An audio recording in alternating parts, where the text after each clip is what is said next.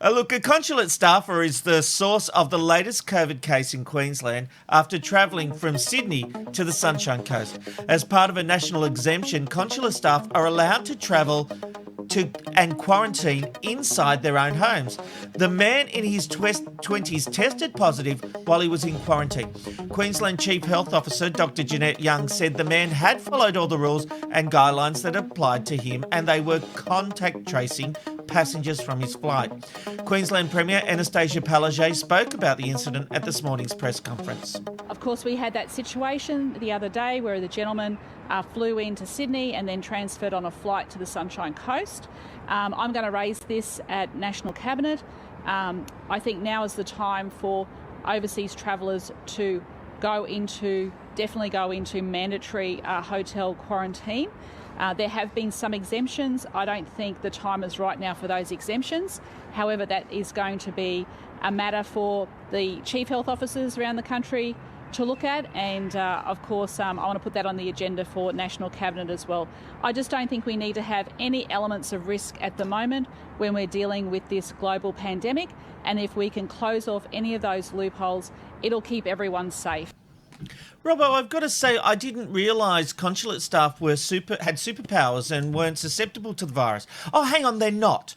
So why are they allowed to travel and isolate in ways that the rest of us are not?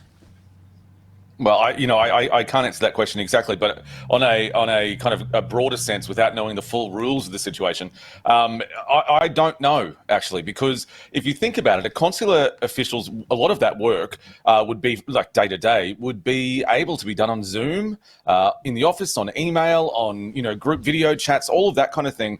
I'm not sure why consular officials within the country can, in fact, self-quarantine. I don't know why that is. That was a national exemption. Anastasia Palaszczuk would have known that as well, because it was made up by the National Cabinet, a few months ago.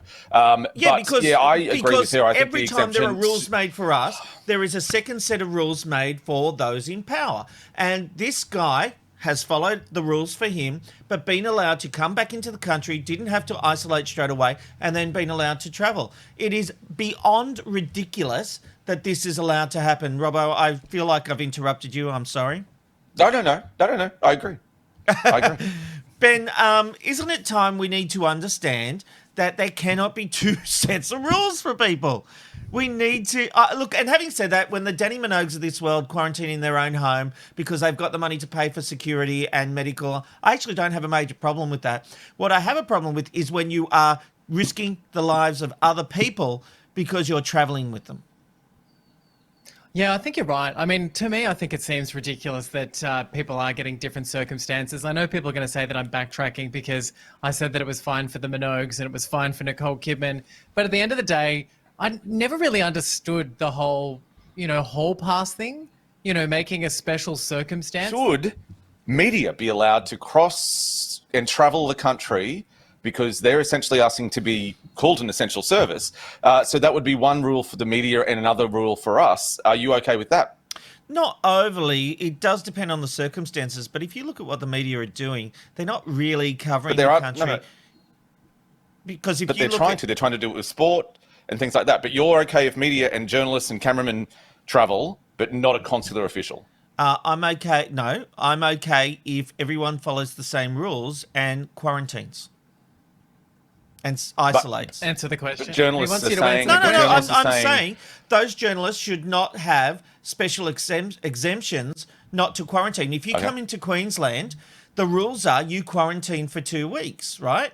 So the fact is, if you come from one of those dedicated hotspots, Sydney is a hotspot, which presumably a lot of journalists come. If you're in Melbourne, absolutely not allowed in this state because that is the rules the Premier has set down. So no, I'm not up for giving exceptions to the media to do that.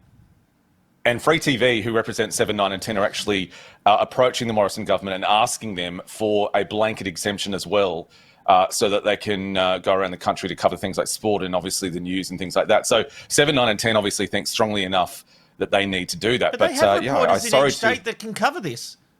I don't understand. That's what Free TV, they've actually written an official letter to the Morrison government asking to discuss this possibility by making them an essential service.